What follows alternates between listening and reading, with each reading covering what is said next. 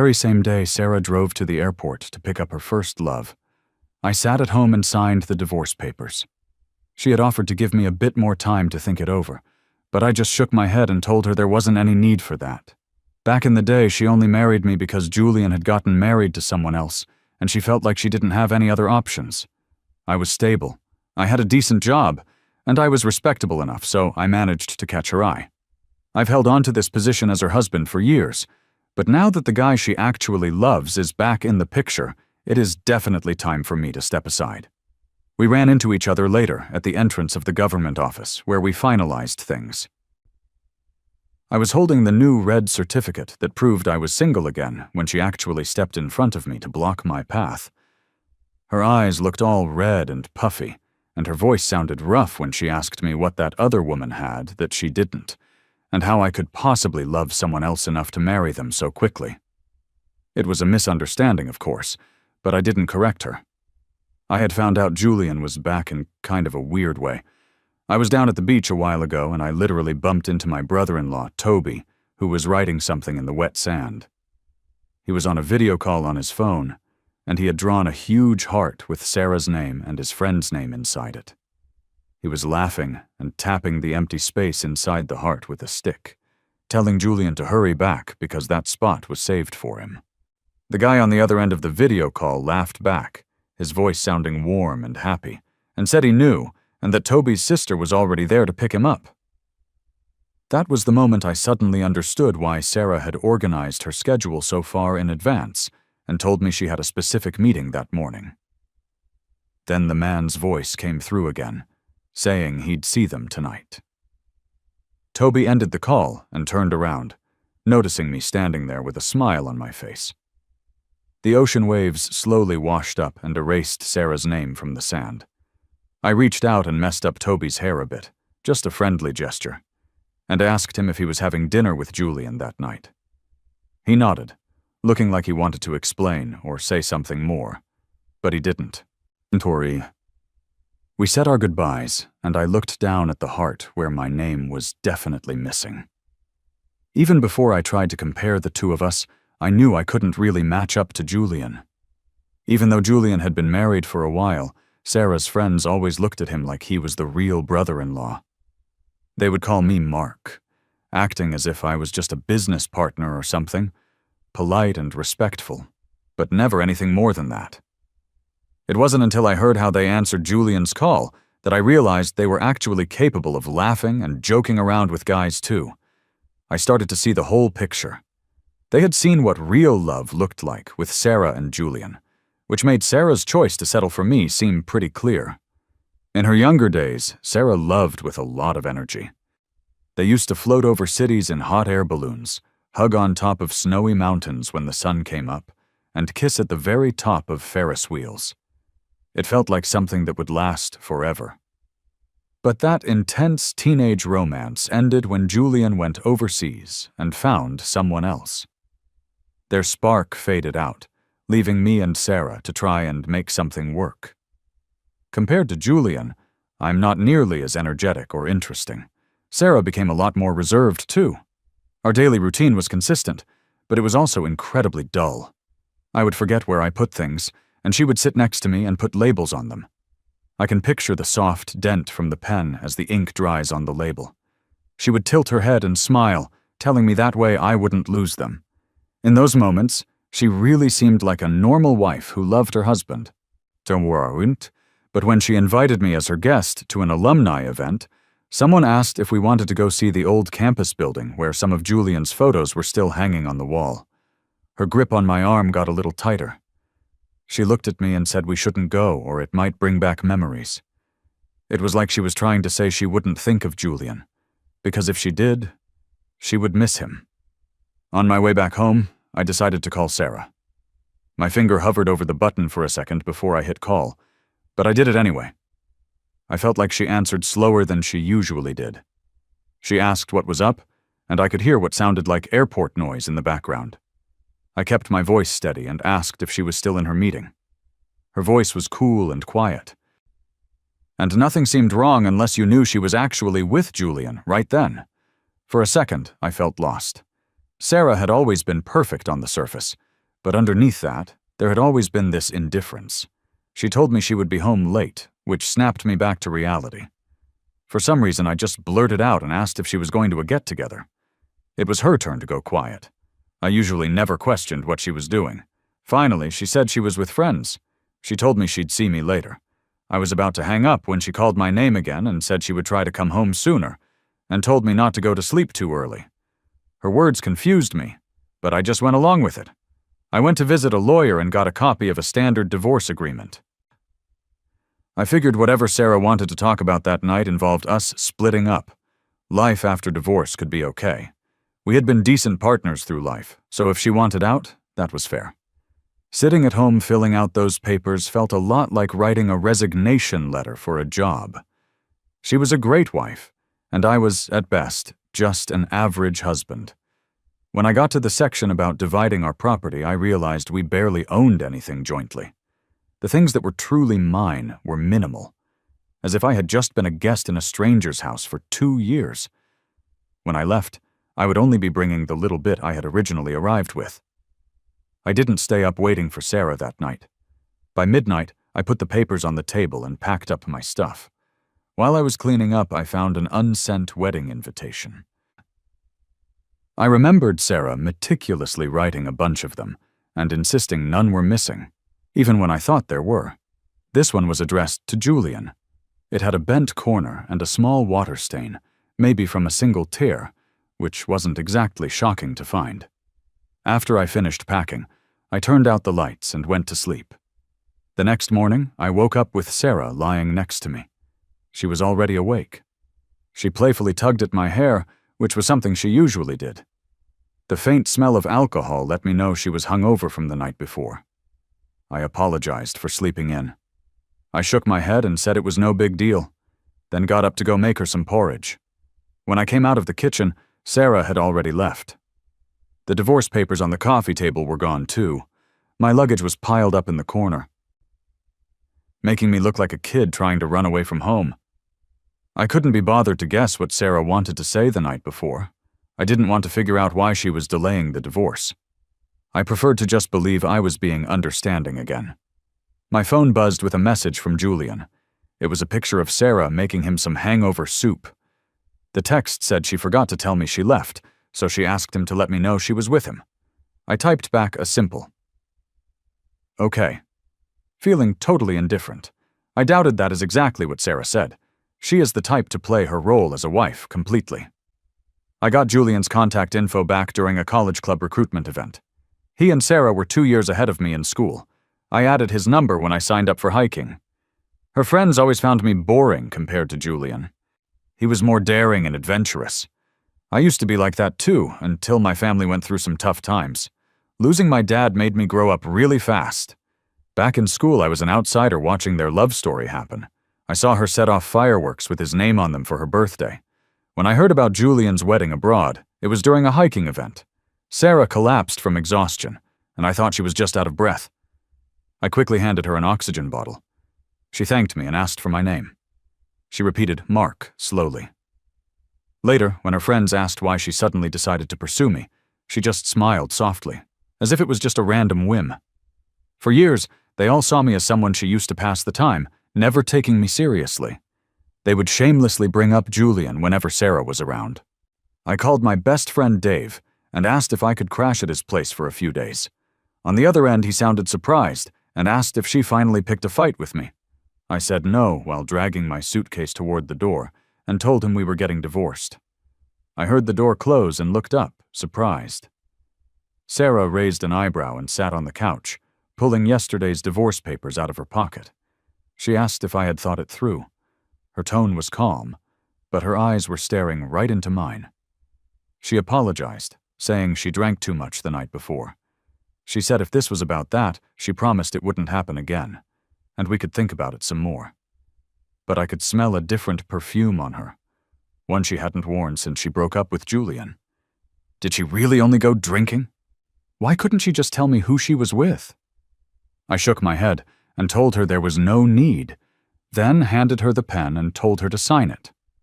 She frowned and flipped through the papers, pointing at the property division section.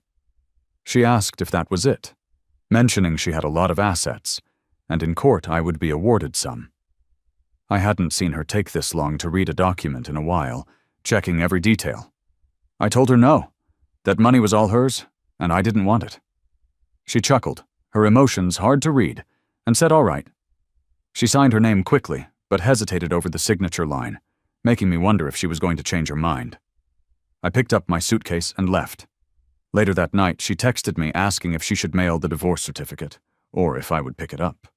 I thought for a moment and told her to give me an address and I would come get it. She said to meet at the courthouse entrance. I exited the chat and signed up for a hiking trip with Dave and his girlfriend. The departure was set for the same day I would pick up the divorce papers. Boys stay boys, right? I'm not young anymore, but finding a bit of that youthful feeling isn't a bad thing. I'm not that old anyway. When I went to see Sarah, she was in her car looking at her phone. I tapped on her window. She rolled it down and I saw she was canceling a flight. She asked if I booked the wrong ticket. She said that they were anniversary trip tickets from before, and she didn't get a chance to tell me. I realized what she had wanted to talk about that night. It was our anniversary, too. I didn't know what to say, so I awkwardly asked for the papers. No. She handed them to me. That's when I noticed Julian sitting in the car. He smiled and offered his hand. Sarah looked away and didn't say anything. I took the red booklet and thanked her calmly. My phone rang. It was Dave telling me they were boarding soon and to get there fast. After hanging up, their car was already gone. I couldn't figure her out.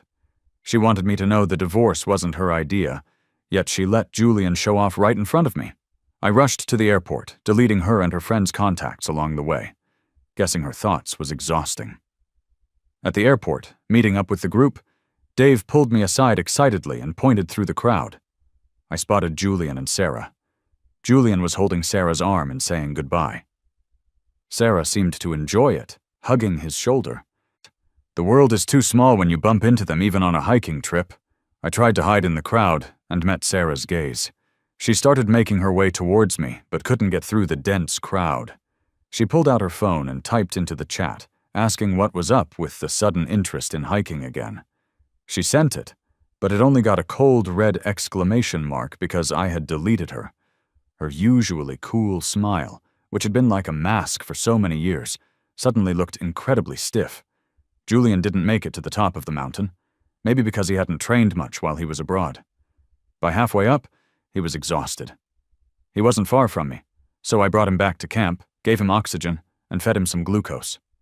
Julian was surprised to see me when he opened his eyes. After the shock wore off, he grabbed my arm and thanked me. Sarah probably heard about it because she rushed over in the middle of the night to take him away. Seeing me there, she looked a bit dazed. She cleared her throat and thanked me. I couldn't help but laugh. These two were quite a match. Even their reactions were the same. After helping Julian out of the camp, she somehow returned and asked if I had anyone coming to pick me up. That sounded awkward. She assumed I couldn't make it to the top either, like Julian, and stayed behind to take care of him. I paused from putting on my gear and laughed, asking why I would be gearing up for another climb if I needed someone to pick me up. During those years of marriage with her, I never stopped working out 3 times a week, rain or shine. She just never cared about those aspects of my life. I caught a glimpse of Julian in the passenger seat, staring dazedly at Sarah. I told her she better get going and not keep him waiting too long. After I got back, Dave mentioned celebrating my freedom. He joked that a man is either promoted or divorced when he's doing well, and dragged me to the local amusement park. At the park entrance, I spotted 2 familiar faces. Julian looked excited. It fit. This place had thrilling roller coasters he would love. I tugged on Dave's sleeve, awkwardly looking away. The next moment, my path was blocked. Julian said he just happened to be here too, and asked if we wanted to join them. He stood silently looking at his empty hand. I glanced at Dave with a slight smile and said no thanks, explaining to Sarah that I had a friend with me. She sighed, almost inaudibly, her eyes fixed on me, and told me that if my bag got too heavy to let her know and she would have her assistant help. Then she remembered I'd deleted her contact and added that her number hadn't changed. I noticed the bag on her shoulder was clearly Julian's. Dave teased that she was quite nice and polite, just like when we were together. Our day at the park was oddly shadowed by Sarah and Julian trailing us. When night fell, Dave wanted to ride the Ferris wheel because his heart couldn't handle the high thrill rides. I nodded and joined the line. Once again, Sarah and Julian queued up right behind us. I felt awkward, filling the silence with idle chatter with Dave. As we boarded, a staff member stopped Sarah and said they were full this time. Through the glass, I saw something fade in her eyes.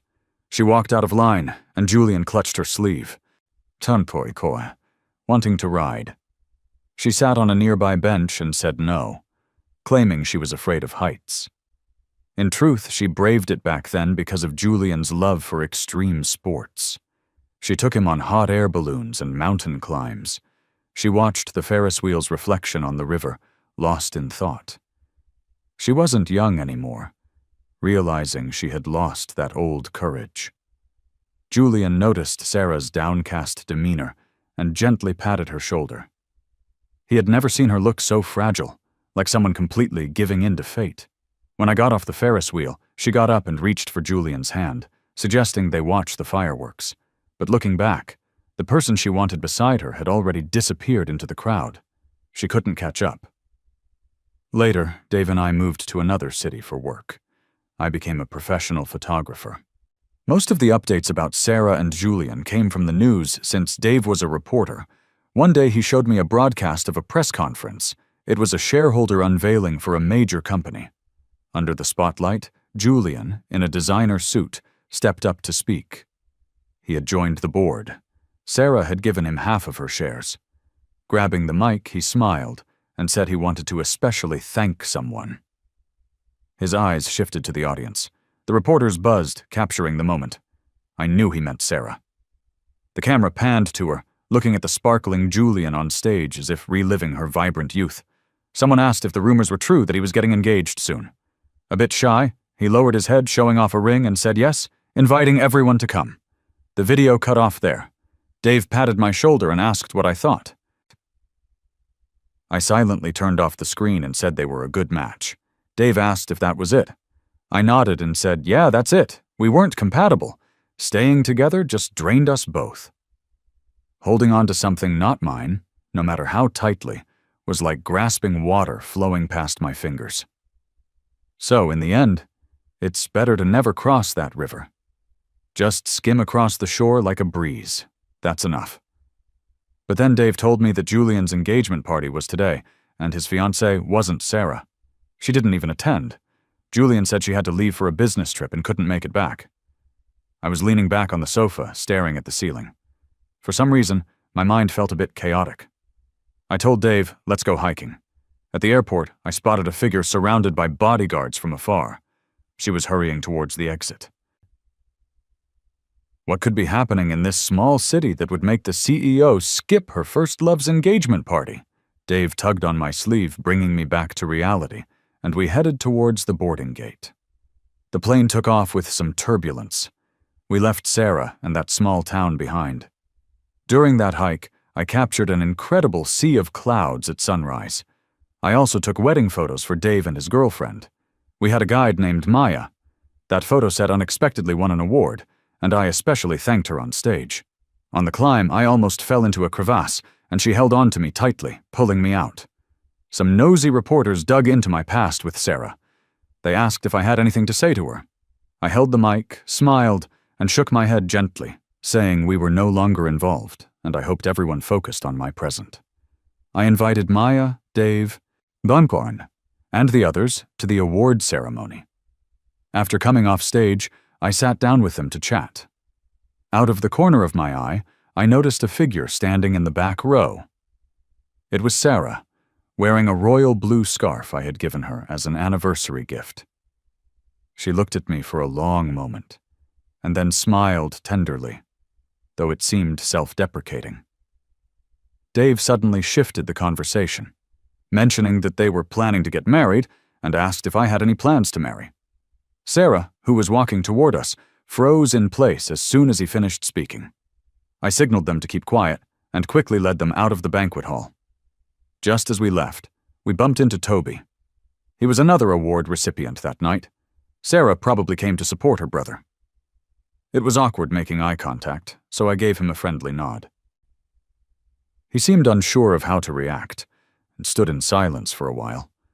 Then he found an awkward topic, asking if that was the girlfriend I thanked on stage. He blinked and said he thought he heard me talking about marriage. I shook my head, about to explain she wasn't my girlfriend, but then his name was called from backstage. He gave me a knowing look, straightened his suit, and left, leaving Sarah and me awkwardly facing each other in the hallway. Trying to be polite, I greeted her. She leaned against the wall, eyes downcast, looking somewhat pitiful. She turned her head and asked if Maya was good to me. I was taken aback, realizing she had misunderstood. Feeling a tightness in my chest, I inexplicably answered that she was all right. Sarah stubbed out her cigarette and asked if I was getting married. I shook my head and told her no. She's not my girlfriend, Sarah. She seemed to think I was lying, giving a bitter smile and nodding lightly, saying all right. I knew she didn't want to hear any more explanations. We parted ways after a simple farewell. I had to prepare for my next climb while she joined her brother's award presentation on stage. Afterward, with the prize money, I started a mountaineering club. Somehow Sarah heard about this and signed up. Since then, whenever I went hiking, if she found out, she'd join. Each time Maya let us up first, and when I looked back down, I'd always see her at mid-mountain gazing up at me. Everyone, including her, didn't say much. Our interactions were mostly non-verbal. Now she seemed out of place in my circle. Many noticed her being different and subtly asked me about us. I gathered them and explained everything. Leaving out the conversation in the hallway outside the banquet hall. I was baffled why I hadn't asked that day why she didn't marry Julian. I seemed to know the answer. But like when others asked if she'd visit the old school building, I feared I'd dwell on it if I pondered. I was afraid that forever in a wavering stance, I'd start reminiscing.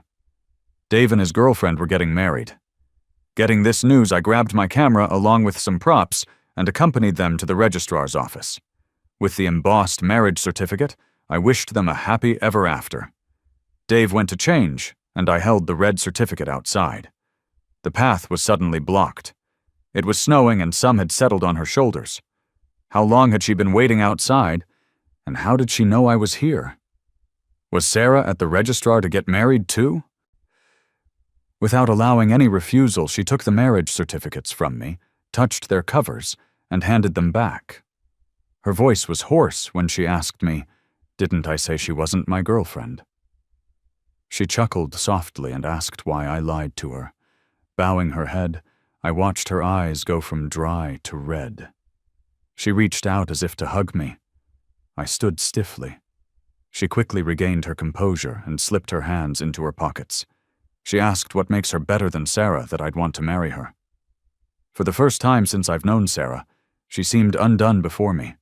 Her earlier fierceness wilted. Taking a deep breath to steady a trembling voice, she asked where she was. Seeing my silence, she laughed sardonically and asked why she wasn't with me, and if we didn't really love each other. She asked if her family pressured me. And her barrage of questions left me stunned. I only noticed her face growing more distressed, seeming both expectant of an explanation and desperate for a reason to let go. Too tired to speak, I only shook my head. Turning to head back to the hall, I heard her voice from behind congratulating me on my wedding. That night I got a call from an unknown number. Through the line I could hear a noisy background. I struggled to recognize the voice on the other side, but I just couldn't figure it out. So awkwardly I asked who it was. Suddenly it got quiet. The reply came that it was the bartender. He said there was a woman there who came alone to drink, and now she was drunk and wouldn't wake up. He said I was her emergency contact, so he was calling to ask if I could pick her up. I immediately guessed it was Sarah. Just as I was about to refuse, there was some static, and Sarah took the phone. She asked if I really loved that person. She sounded like she'd smoked a lot and was pretty drunk because her words were all slurred. She told me she missed me so much. I almost laughed out loud. I never imagined cheesy lines like that coming from Sarah. I couldn't have ever pictured it before. She asked why I divorced her back then. I found it funny all of a sudden. It was her who secretly couldn't get over Julian when we were married, and now she was asking me why we divorced. It really makes you wonder if she's losing it because Julian didn't marry her. I told Sarah if she was upset to go see a counselor because I couldn't help her with that. And by the way, I told her she should change her emergency contact because we were divorced. She asked if we divorced because of Julian. Ooh, that was her only question. An awkward pause followed. She said she had moved on from him. Her voice wavered and I couldn't help but question her. I asked if that was why she ditched our trip plans to pick him up at the airport, or how she ignored the porridge I made but went out of her way to make him hangover soup. I asked if that is what she calls moving on. I gripped my phone tighter, never feeling so assertive before. I told her let's end things peacefully. It was like I'd yelled some sense into her, and her voice calmed down. She apologized, which I never imagined I'd ever hear from her. She said she shouldn't have kept it from me, that she went with friends to pick up Julian so I wouldn't overthink. She said she knew I wouldn't forgive her, and she truly messed up, but she claimed that day she didn't go to see Julian. She said Julian was joining the company board, and a meeting came up last minute, which is why she asked him to tell me. She said the hangover soup was for herself because he had already had his. If all that was true, she asked if I would give her another shot, leaving those words hanging in the air. The next morning as I headed out, I saw a familiar figure at the end of the hallway. I wasn't surprised someone would come find me, but I didn't expect it to be Toby. I stood still watching him walk over. He asked if I wasn't married. It didn't shock me that Sarah looked into it, so I nodded honestly. I told him she isn't someone with a double heart, and she explained things last night too. He said these days she's been asking folks to find me without bothering me by getting too close.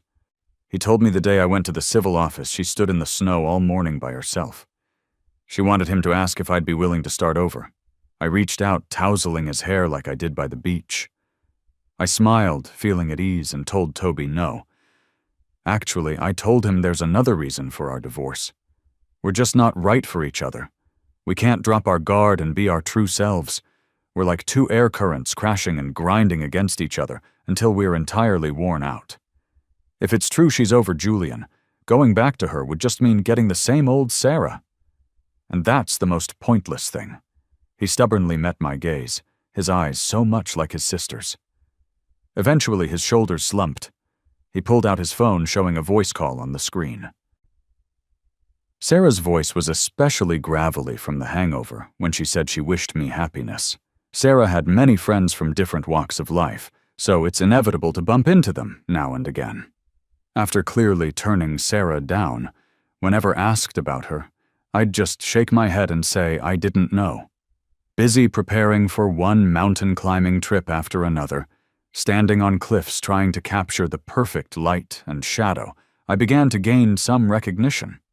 When I met those acquaintances again, now they respected me more than before the divorce. Sarah eventually faded out of my life. I thought we'd never cross paths again. I didn't expect we'd meet once more. I hate attending business events, but the sponsor's party was non-negotiable. Among the guests were Sarah's old friends and Julian. Maybe they ran out of things to talk about and turned the topic to me. Someone joked that before Mark and Sarah got divorced, they always thought he wasn't as adventurous as Julian. But who knew Julian wouldn't be the party animal he used to be, yet Mark changed. They asked if Sarah was still hung up on him. Someone else at the table said she just hasn't met the right guy, still pulling young adults' moves at her age and doesn't care about family at all. I let go of the door handle. Even many years later, when they no longer saw me as boring or difficult, they'd still find reasons to pick on me. In their eyes, neither my past self nor my present self could ever compare to Julian. I was never truly one of them, but I don't need to be anymore. Just as I was about to push the door, a hand grabbed my wrist. I looked up to see Sarah, Tina, shadows in her eyes. She looked ready to speak in my defense. I yanked my hand away and swung the door open. I told them they were quite right, but wanted to correct something. I said it's not that I've changed. I've always been this way. I just never had the interest or obligation to amuse them. The laughter on their faces froze. I told them since they all had opinions on my personal conduct, I was sure they also disapproved of my club management and promotional style. I picked up a glass from the table and downed it in one go. I said, let's call this a farewell dinner then, and that we would end our partnership when we got back. Someone tried to smooth things over, saying partnerships are about mutual benefit, and not to take it so seriously. I ignored them and turned to Sarah. I told her, by the way, I hoped she finds someone better soon. I walked out of the room with long strides. All that was left was the stunned silence and the sound of Sarah slamming her hand on the table. After returning, I planned the next hike. Unexpectedly, Julian signed up. This time the destination was the very mountain where Julian had collapsed halfway before. I knew he had something to say, so I put him in my group. At the spot where he had given up last time, he stopped me. He sat on the ground looking up, his eyes sparkling just like in college. He said he thought he owed me an apology too. I signaled the rest of the team to move ahead. He admitted when he first came back he hadn't let go of Sarah. He said he deliberately sent misleading messages and deliberately had Sarah pick him up the day I came for the divorce papers. He said he knew it was gross. From the moment he saw her again, he knew she didn't love him anymore. He said we aren't young anymore. She won't love him like back then, even if he tried to recreate the past. He realized it was pointless. He suddenly looked up with an awkward smile. He said he nearly lost his life trying right here, actually, and he had to thank me. He said he knows Sarah loves me not just for my stability when I was her husband, but also for my bravery now. But he said I shattered her and her friends' illusions about me. He noted I said I didn't fit. Because of me, he realized it doesn't matter how others see you or whether they love you. He thanked me and gripped my hand tightly. He said we have both let go. He gazed into the distance, watching the sea of clouds. Putting aside the bet with his younger self, he said this is the real allure of climbing. After the hike, Chitot, Maya invited me to dinner. We'd worked together many times already and understood each other well. Seeing her hesitant at the dinner table, I prompted her to speak her mind. She twisted her fingers nervously, avoiding my gaze. Her face flushed red. After a long pause, she just asked if I liked anyone. I shook my head. She asked if there was none at all. I knew what she wanted to say. I asked if she was trying to confess. Her face turned even redder. Biting her lip, she said she wanted to say it on the mountaintop, but me and Julian were talking and she got too shy to speak. Before I could respond, she hurriedly stopped me. Suddenly, someone tapped my shoulder. I looked up to see Julian along with Sarah and Dave. Dave asked with a raised eyebrow, and looking amused, if I would consider Maya. Julian waved a hand, saying he wasn't there to interrupt. He said Maya told him she was scared, and asked him to back her up when we were talking. He glanced at Sarah. She wanted to come, her hands casually shoved in her pockets. After I stared for a moment, she squeezed out that she said she'd wish me happiness. I glanced at the 4 awkward faces around me, finally resting my gaze on Maya. I apologized and said I have no plans for another relationship. Feeling that was too absolute, I cleared my throat and added at least not right now. There are still so many things I want to explore. No time to divide my attention to another person. When I was young, I thought I'd never want to marry. Like the wind, I want to move through mountains and rivers, always reaching for the horizon. Seeing her disappointed expression, I patted her shoulder and told her we can still be teammates even if it's not about love. I told her she is the best climbing guide I've ever known. She stood, her eyes now shining, and asked which mountain is next. The wind slipped in through the open window, caressing each of our faces. Just like how it gently sweeps over the landscape, lifting the birds, the wind doesn't linger.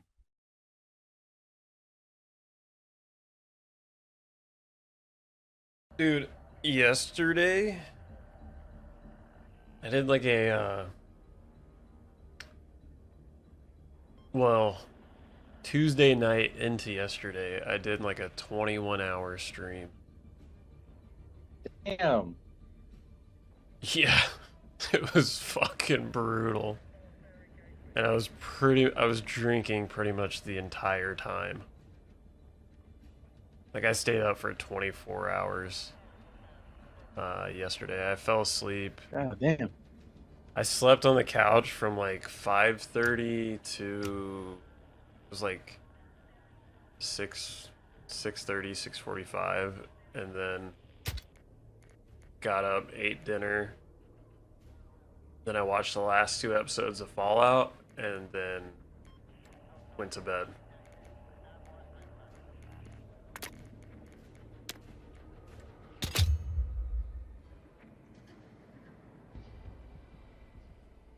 It was quite insane. It was fun though.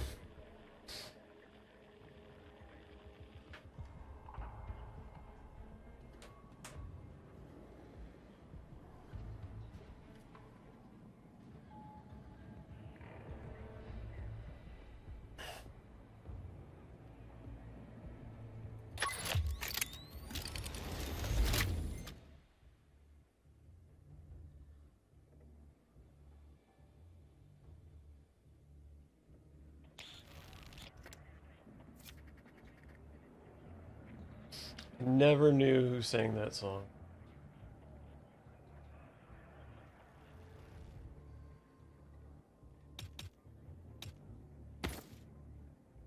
Oh, Chumbawamba. We've lost the sector. I want us ready for the attack. Of course, I put this map on the playlist, and then it's the first thing that gets thrown on, and I'm on the last point. Fucking sweet.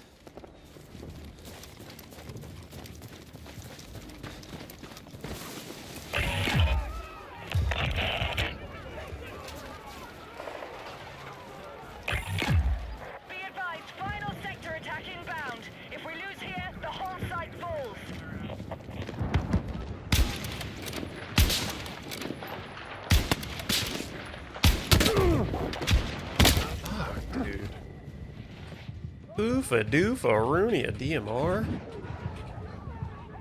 There's an enemy sniper in your area. Fuck! Medic! Wu-Tang. Defensive position needed on the marked objective. Medic! That's good for me. I'm in love with Stacy's mom.